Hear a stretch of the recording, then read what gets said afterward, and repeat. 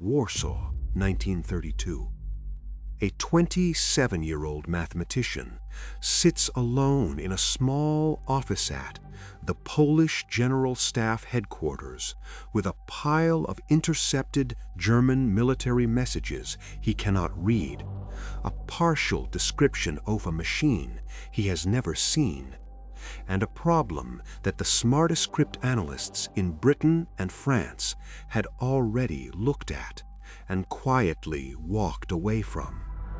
His name is Marian Rejewski, and in the next few weeks, using nothing but pure mathematics and a fragment of intelligence handed to Poland by a spy inside the German military, he is going to do something that should have been impossible. He is going to reconstruct the complete internal wiring of the Nazi Enigma machine without ever touching one. 7 years later, Britain will use that work as the foundation of the most consequential intelligence operation in the history of modern warfare. Tens of thousands of people will work on it. It will influence the outcome of the Second World War at every level. Churchill will call it his most precious secret. And for 30 years after the war ended, the world will know almost none of this. Not because it was merely sensitive, because it was still being used by the end of this documentary. You will understand the full story of how Britain broke every major Nazi code system, where the work actually started, who actually started it, why the secret was buried for 3 decades, and why the reason it was buried is still the part of this story that almost no one tells correctly. Everything you hear is drawn from declassified institutional records. The NSA's own published academic analysis of Ultra, the 5-volume authorized history commissioned by the British government, and verified historical research. No invented quotes, no speculation dressed up as fact. If that is the kind of intelligence history you want more of, hit like and subscribe right now. It helps this channel keep making exactly this. Now, let's go back to where the real story begins. In 1919, the German military adopted a commercial encryption device invented by engineer Arthur Scherbius and adapted it for battlefield communications. The Enigma machine looked like a typewriter.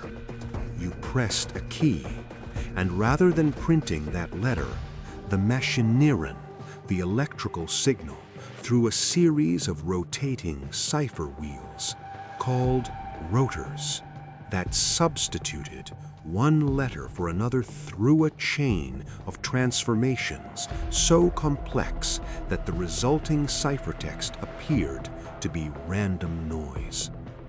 The mathematical scale of the problem was genuinely staggering.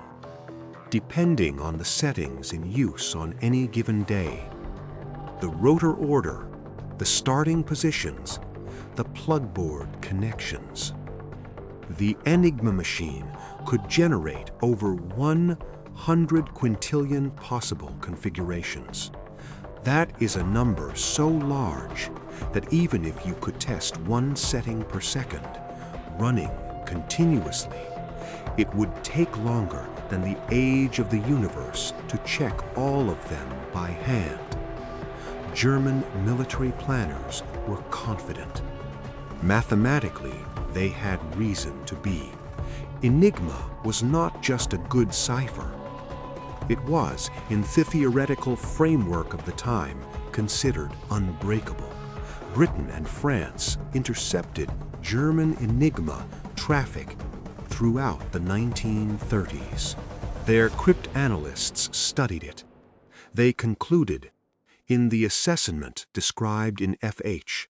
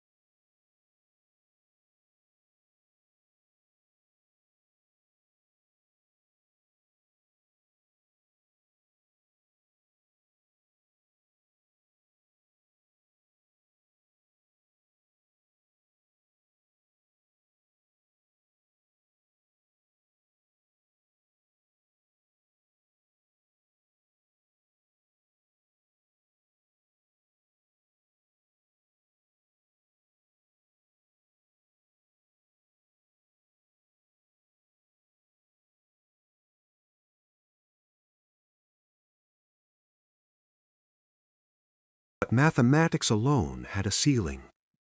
And here is the intelligence detail that almost every popular account of this story underemphasizes. Rejewski had help that was not mathematical. French intelligence had recruited a source inside the German military cipher office, a Wehrmacht official named Hans Thilo Schmidt, codenamed Asch.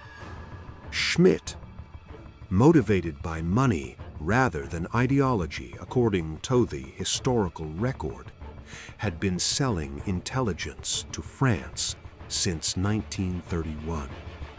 Among the materials he provided were operating manuals and key settings for the military Enigma, not the wiring, but procedural documents that gave Rejewski a partial mathematical foothold he would not otherwise have had.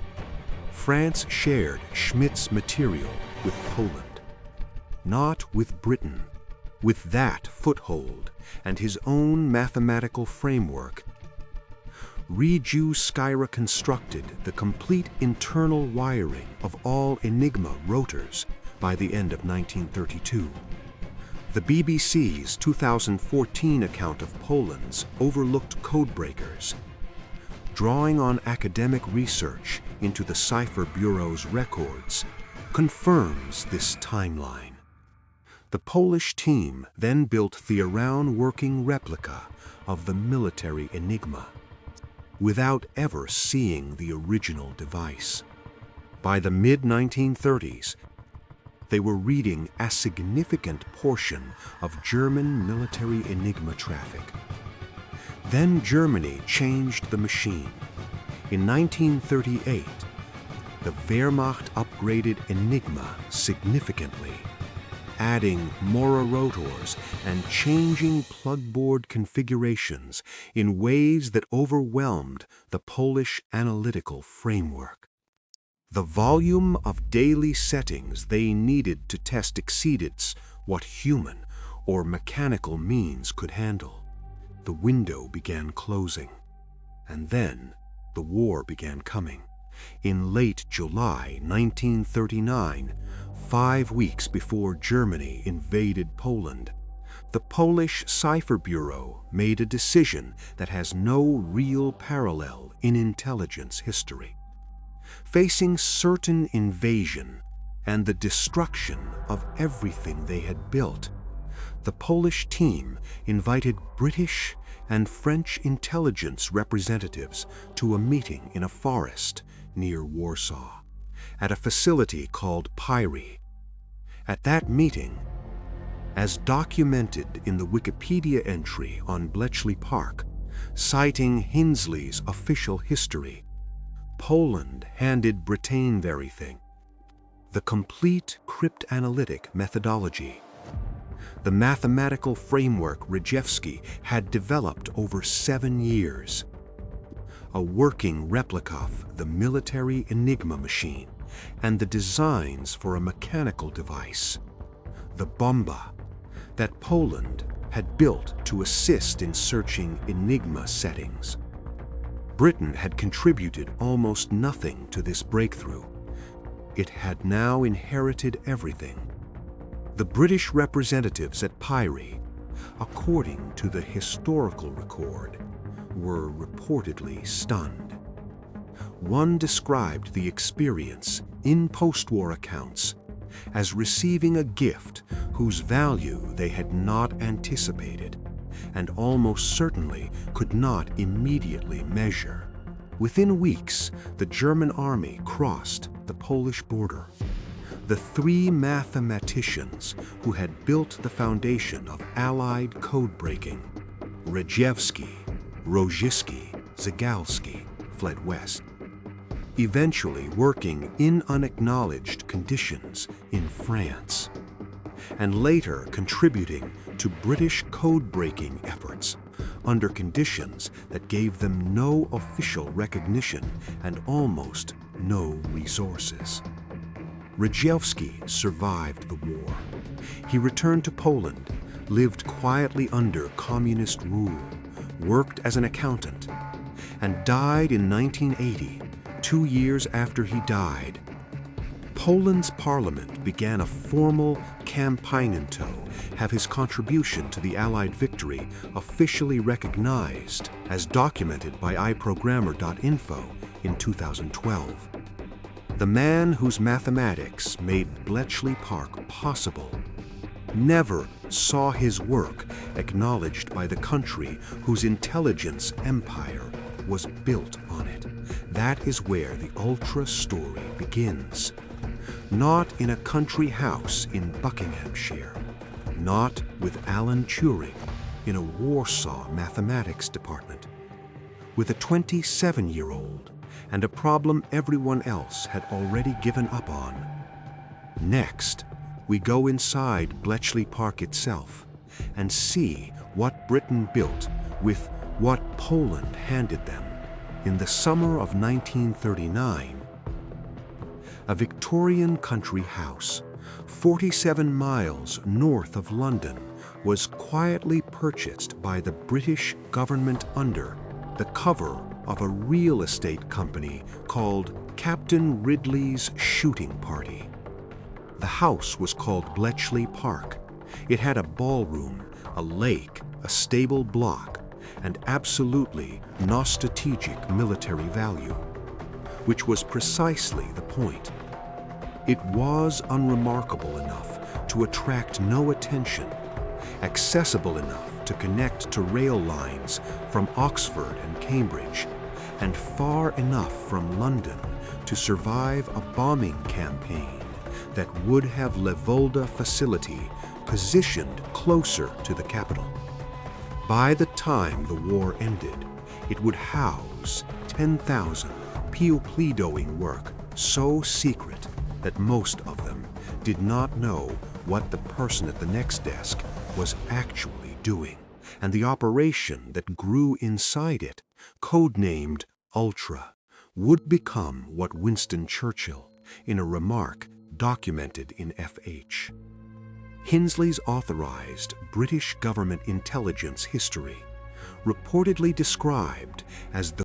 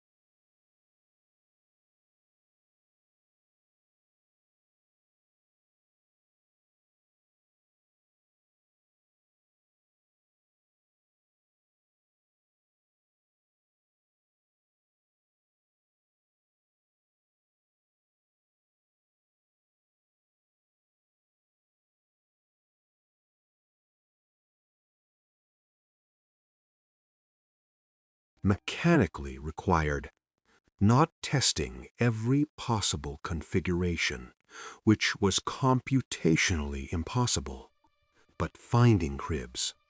A crib was a piece of plain text that the analyst suspected appeared somewhere in an encrypted message. Weather reports always began with the same German phrase. Certain officers signed off messages with identical sign-ons every morning. These predictable phrases, boring, procedural, human, became the mathematical lever that made the machine breakable.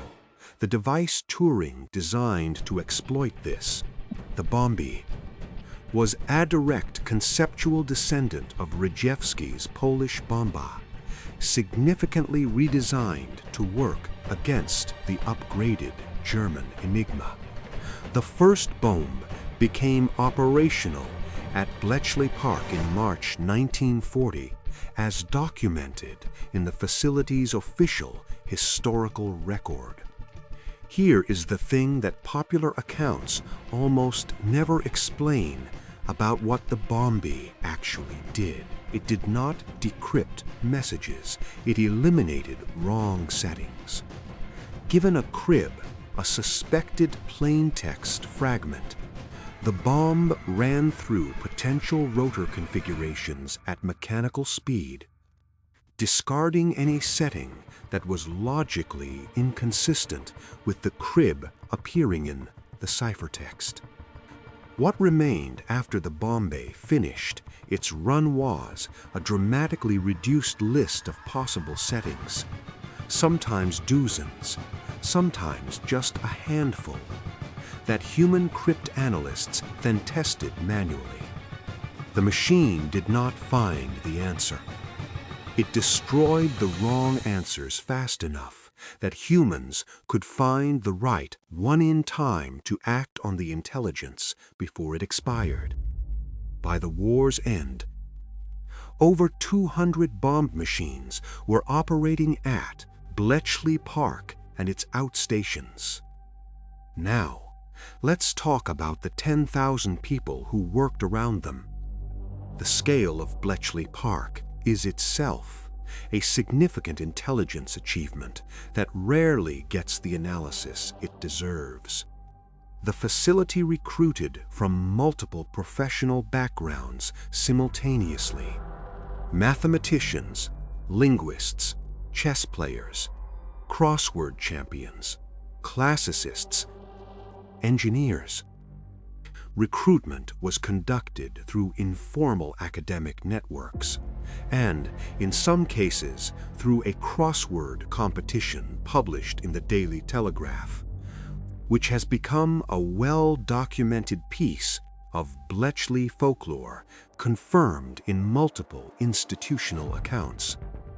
But recruitment was only half the security problem.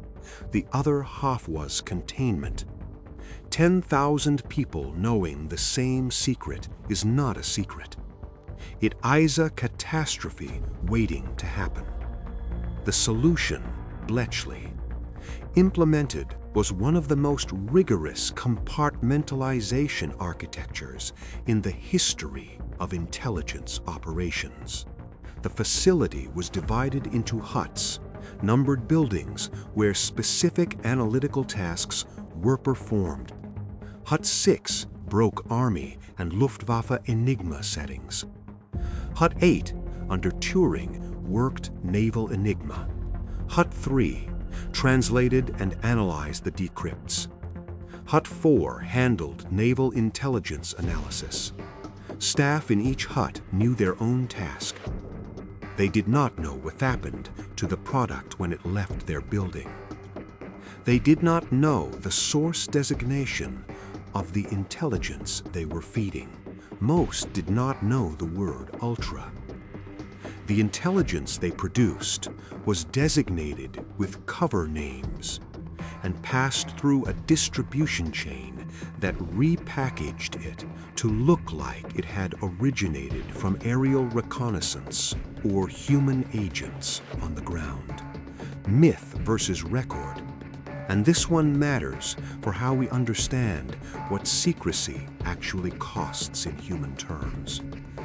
The myth is that Bletchley Park was a community of brilliant eccentrics who knew they were doing something important and found the secrecy thrilling. the record is more complicated.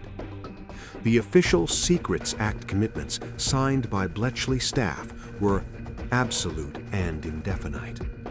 When the war ended, people went home, rejoined civilian life, and said nothing, not for a few years, for decades. Husbands did not tell wives, parents did not tell children. Veterans who had spent years doing work that meaningfully shortened the war-accepted civilian careers that gave them no credit for what they had actually accomplished. Because what they had actually accomplished could not be spoken of. This was not a minor personal inconvenience. For some, it was a quietly devastating professional consequence. Engineers who had built groundbreaking systems could not reference them in their resumes. Mathematicians who had solved problems of profound theoretical significance could not publish their methods. The institutional knowledge built at Bletchley did not flow outward into peacetime British science and industry in the way it might have, because the people who held it had been ordered to act as though they did not. Now, there is one aspect of how Churchill managed ultra-intelligence from the top that disrupted the operation's own efficiency, and it has received far less attention than it deserves. According to Hinsley's authorized history, Churchill was personally and deeply engaged with the ultra product. Sometimes reading raw intercepts himself. He was known to annotate decrypts with instructions and root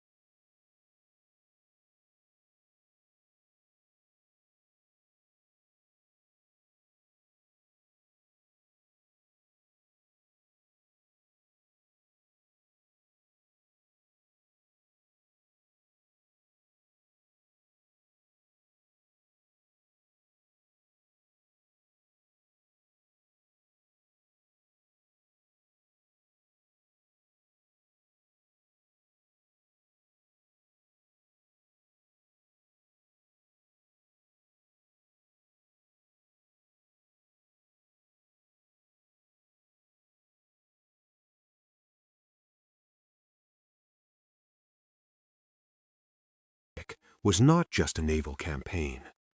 It was the crisis that would define whether Bletchley Park's achievement would matter in time. That is where we go next.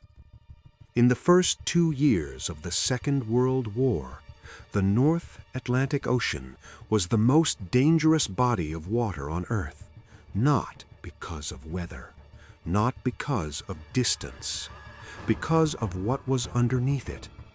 German U-boats, submarine wolf packs coordinated by radio from Admiral Karl Dönitz's headquarters, were hunting Allied convoys with a precision that, from the outside, looked almost like foreknowledge. Ships that had been routed along paths chosen for their apparent randomness were found and sunk. Convoys that changed course to avoid suspected danger zones were intercepted anyway. In 1940 and into 1941, German submariners called it their happy time, a phrase documented in the historical record that tells you almost everything you need to know about the asymmetry of that particular war at sea. Britain needed to import food, fuel, weapons, and raw materials to survive. Every ship sunk was a wound. Enough wounds and the war ended not on a battlefield, but in a warehouse, when the supplies simply stopped arriving. And Bletchley Park, for much of this period, could not help. This is the part of the ultra story that the triumphant popular narrative consistently underplays. The Enigma breakthrough was real. The Bombe machines were running. Army and Luftwaffe traffic was being read with increasing consistency by late 1940. But Naval Enigma was a different system, protected by different procedures, operated by a naval culture that took communications security far more seriously than their army counterparts. The German Navy used an Enigma variant with additional procedural layers. Operators changed settings more frequently, used fewer predictable phrases that could serve as cribs, and applied discipline that made the statistical attack methods Turing's team had developed far harder to execute. Hut 8, the Naval Enigma section that Turing himself led, was making progress. But progress in cryptanalysis is not the same as reading traffic in time to route a convoy away from the submarines waiting for it. And then, in a moment that perfectly illustrates how intelligence breakthroughs often depend less on genius than on luck, or on someone else's mistake, the situation changed. In May 1941, the Royal Navy captured a German weather ship called München in the North Atlantic. Among the materials recovered from the vessel, as documented in the World War II database and referenced in Hinsley's official history, were Enigma settings for the coming month, current key sheets that gave Hut 8 a live window into Naval Enigma traffic at a resolution they had not previously been able to achieve. The recovery was not an accident. It was a deliberate operation, planned specifically to obtain cryptographic materials, and planned with enough care to ensure that the Germans would attribute the ship's loss to the hazard soff, the North Atlantic, rather than to a capture. This was an early and very deliberate example of the central tradecraft problem that would define Ultra's entire operational existence. Every time you use the intelligence, you risk revealing that you have it. The capture of München had to look like anything other than what it was. The month of settings it provided had to be used with enough restraint that Germany would not notice a sudden and otherwise inexplicable improvement in Allied convoy routing. The intelligence had to be spent carefully, like a resource that regenerated only if you never appeared to be spending it. A few weeks later, in May 1941, the Royal Navy captured a U-boat, U-110, and recovered another Enigma machine, along with additional key materials. The capture of U-110 and its cryptographic haul is documented in the National Archives' Yukonder Admiralty records and is confirmed in multiple secondary sources as a significant moment in restoring naval Enigma access. For a period, the intelligence window opened.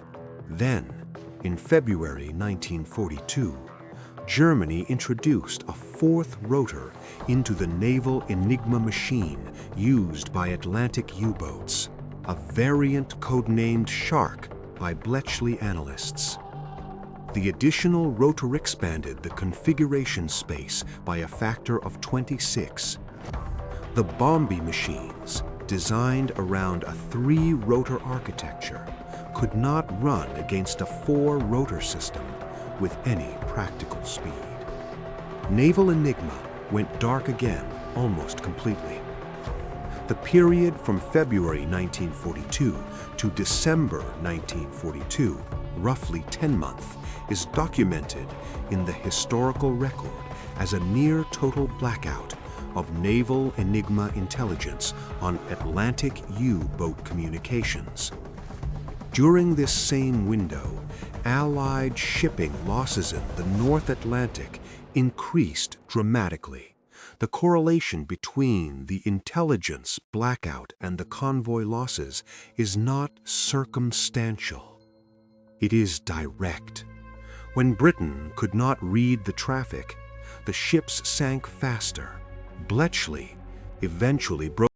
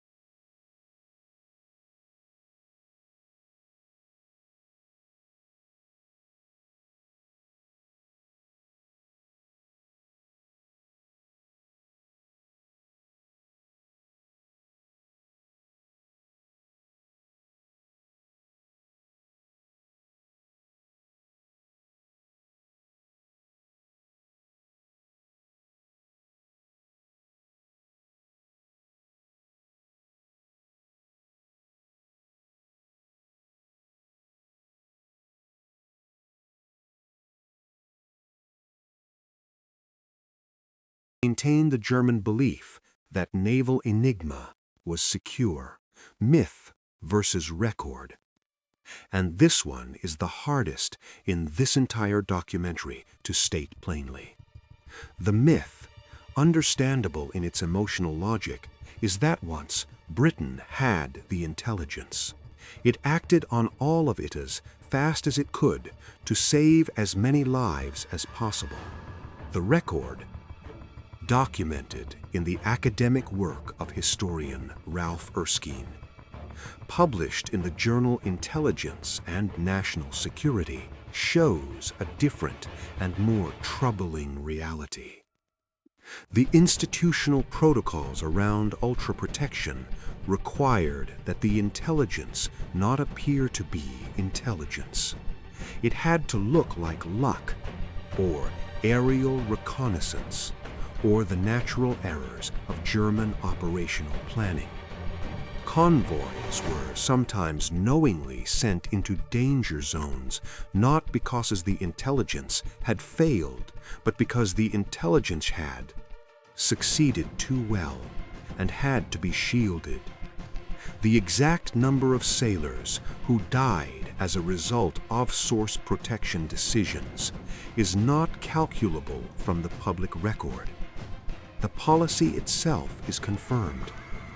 The human cost of the policy is not fully quantifiable. Both of those statements are true simultaneously, and the honest account of Ultra has to hold both at once.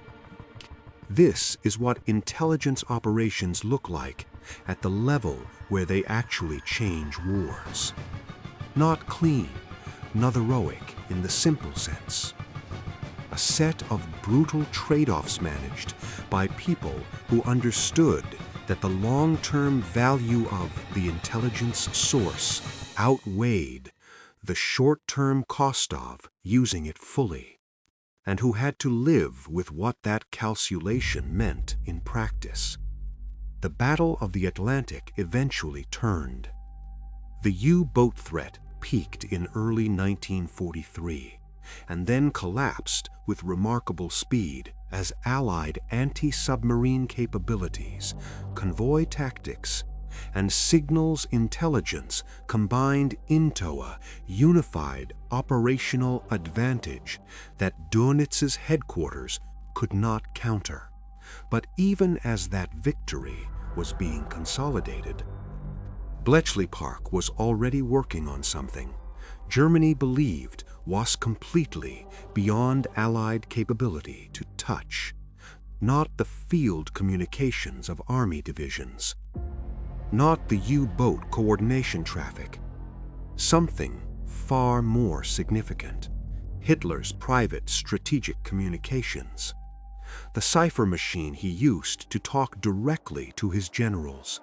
The system he trusted with plans that would decide the fate of entire campaigns, including, eventually, the invasion that would decide the war itself.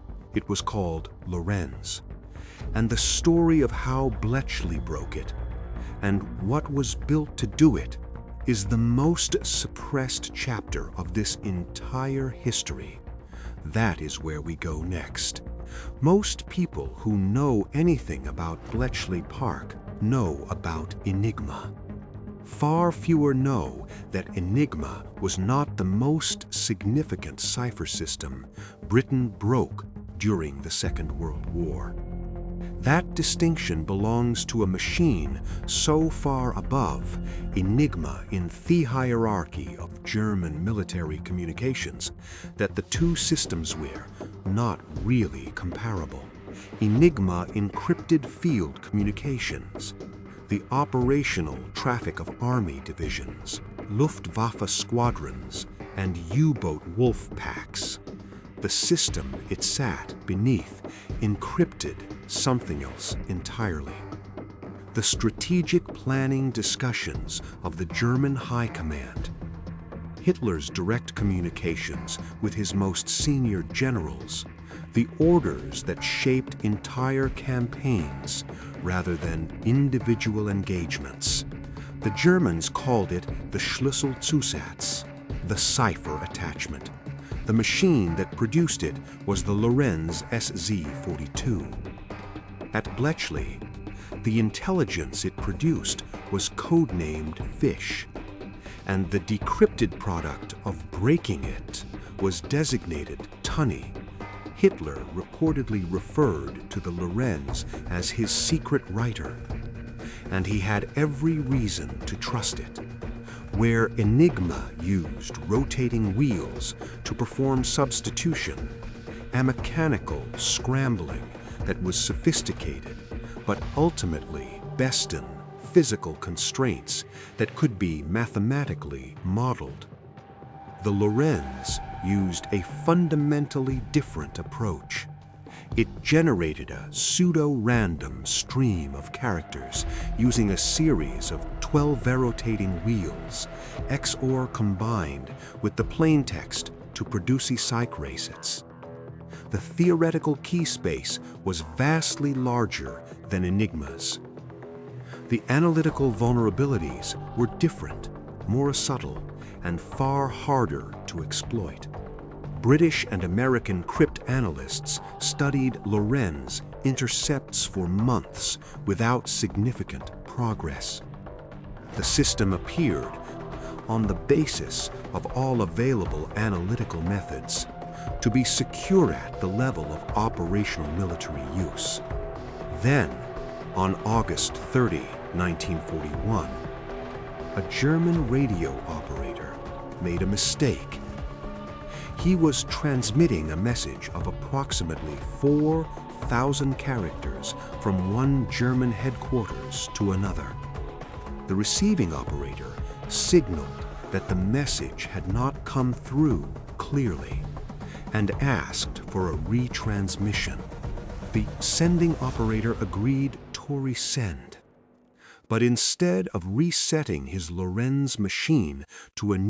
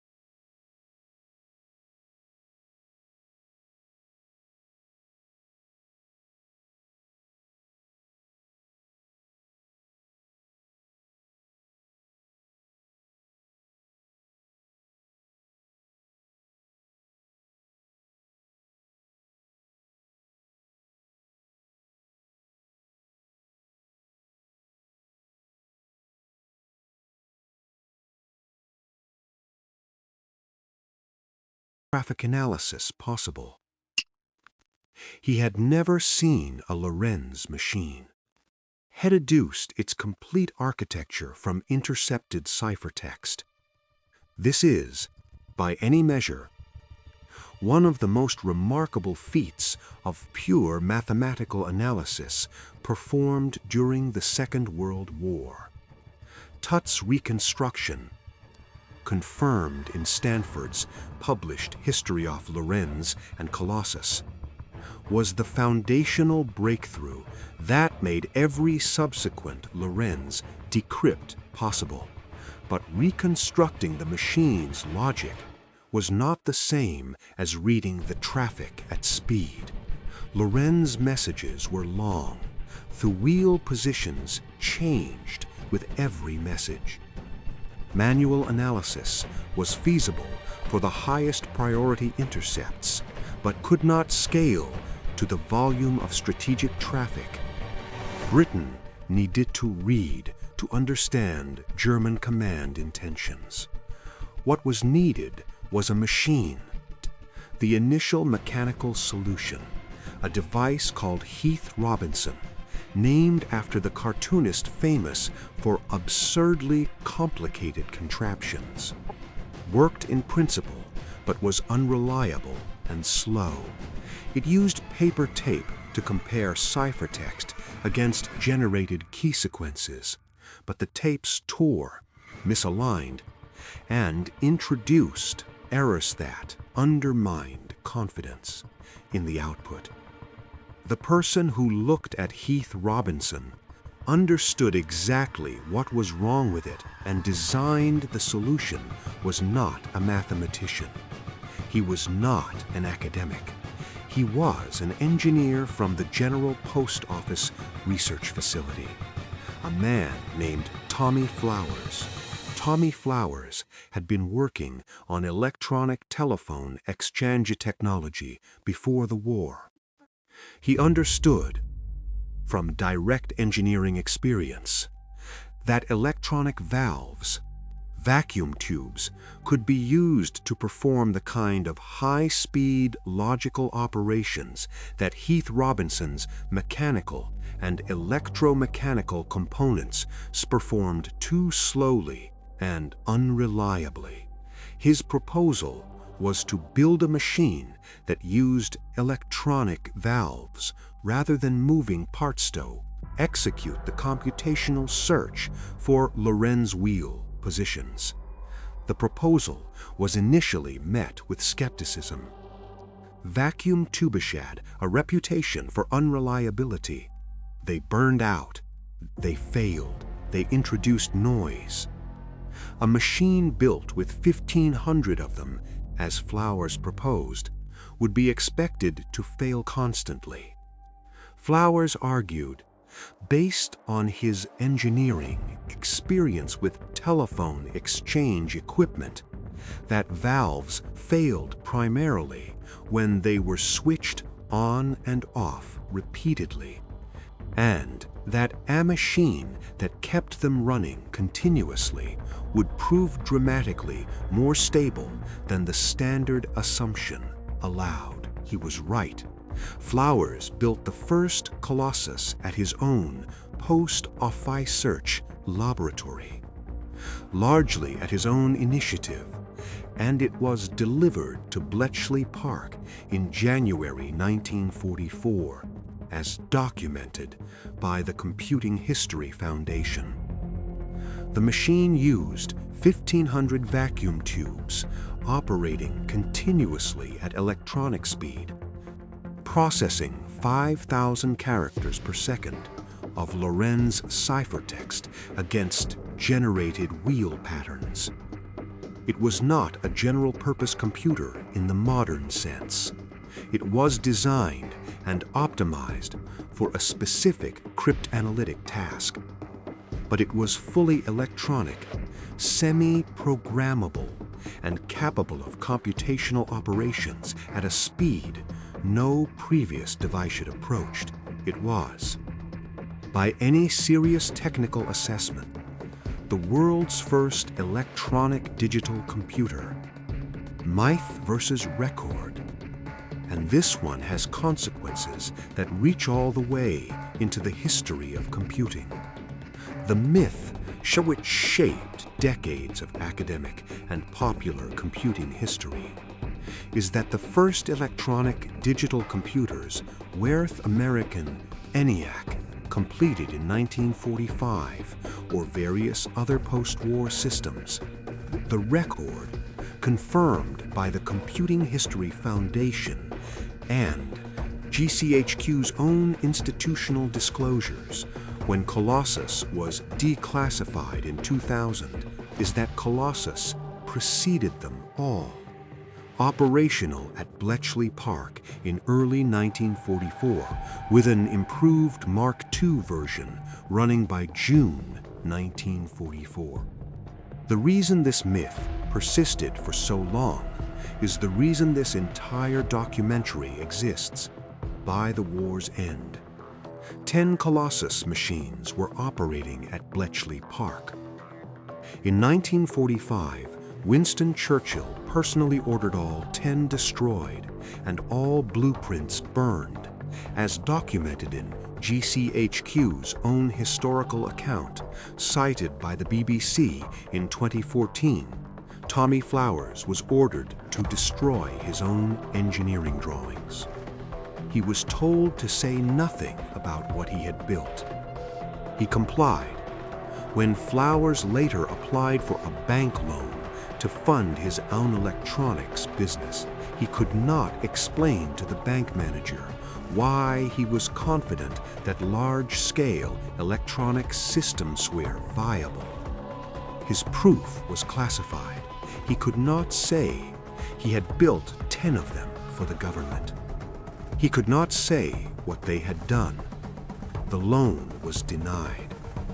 The man who built the world's first electronic computer could not get a business loan in post-war Britain because his evidence was a state secret.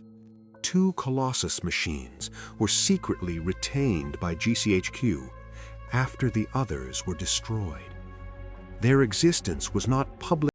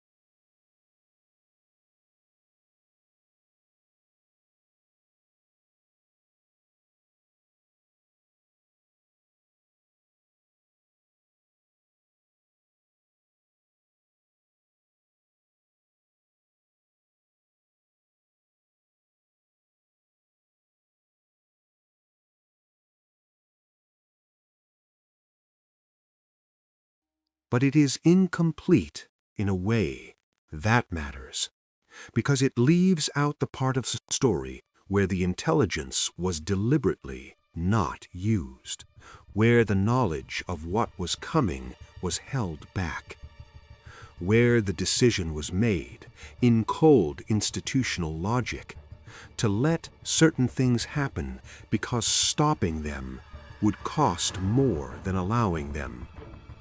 Fluttery was not just an intelligence operation. It was a secrecy management operation. And managing the secrecy sometimes required paying for it, in ways that the triumphant narrative has never been fully comfortable acknowledging. To understand why, you have to understand the fundamental vulnerability built into the entire system. Every time British forces acted on ultra-intelligence, routing a convoy away from a U-boat position, scrambling fighters to intercept a Luftwaffe formation, springing an ambush on a supply route whose schedule should have been unknown. They were spending a resource that only retained its value if the enemy believed it was secure. A single incident that convinced German analysts their cipher systems had been broken would not just close that source. It would prompt an upgrade to a new system, destroy the existing cryptanalytic framework, and potentially set Bletchley Park back months or years, during which the war would continue without the intelligence advantage that had become central to Allied operational planning. The decision calculus was therefore never simply, "We have this intelligence, let us use it." It was always, "We have this intelligence, and if we use it in this way, at this moment with this degree of precision, what does it signal to the enemy about where the intelligence came from?" This produced a set of institutional protocols documented in FH. Hinsley's authorized intelligence history that governed how ultra product was handled, processed, and, critically, disguised before it reached operational commanders. The core mechanism was the cover source. When ultra-intelligence was used to inform an operational decision, the decision had to appear to have come from somewhere that Germany would find credible.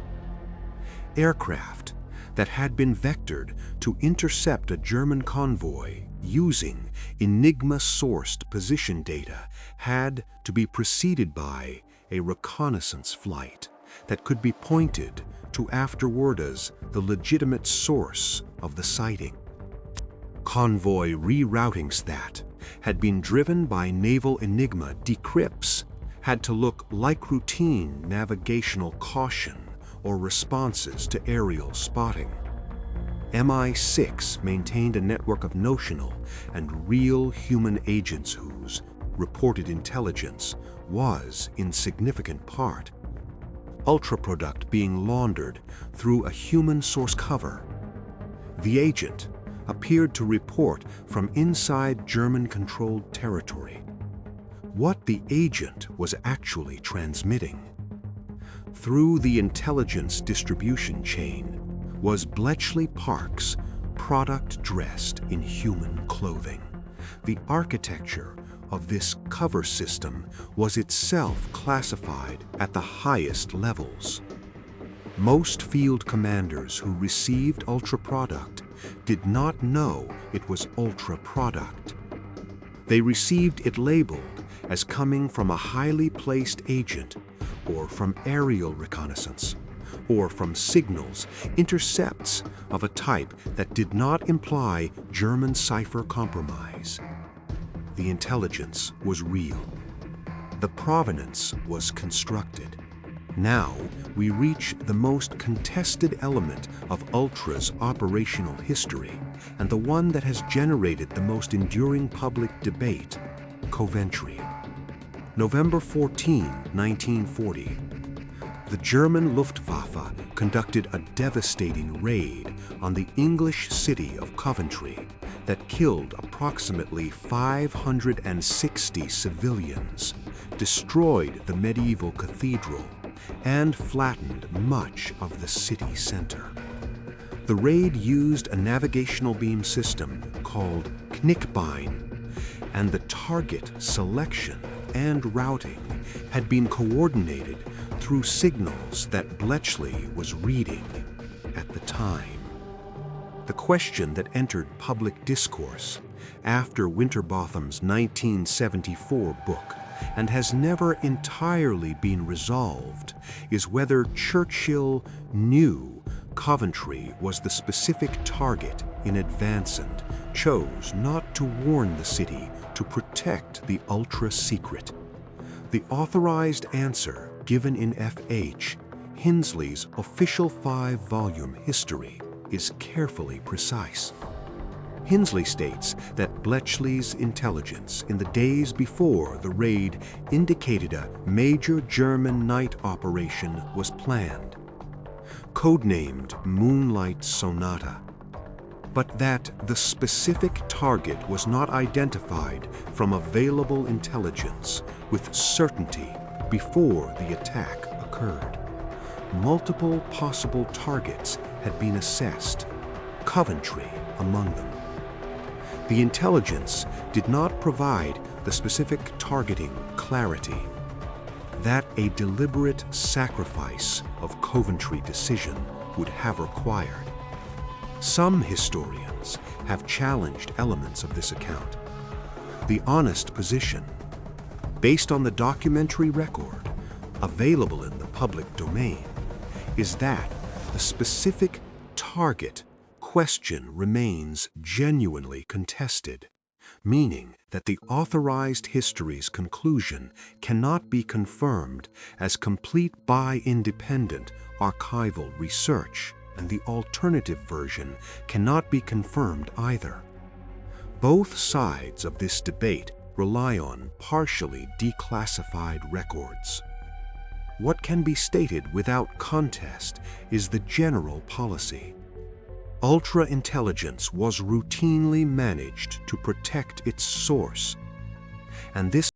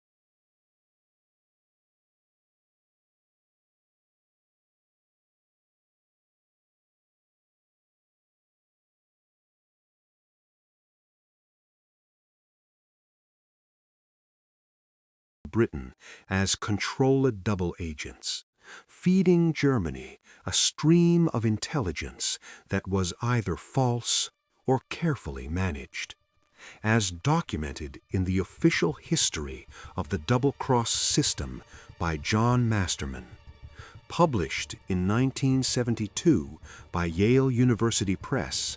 These agents served multiple purposes.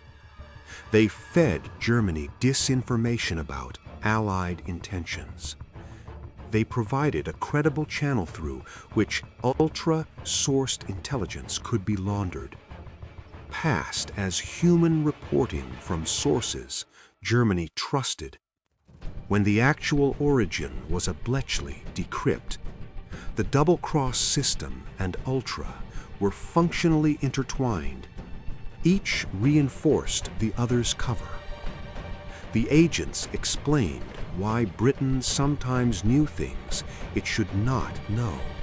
Ultra confirmed which agents Germany trusted most, allowing MI5 to calibrate the double-cross operation with a precision that would have been impossible without signals intelligence. It was a closed loop. Deception protected intelligence. Intelligence protected deception. And at the center of both was a silence so total that even the agents themselves, in some cases, did not know the full architecture of what they were part of. This is what 30 years of secrecy was protecting. Not just a wartime technique, a system of interlocking operations. Signals human deception, whose full scope remained classified long after the individual pieces had become history, and the reason it remained classified, for as long as it had nothing to do with wartime modesty or institutional habit. It had a specific operational purpose that extended directly into the post-war world. That is where we go next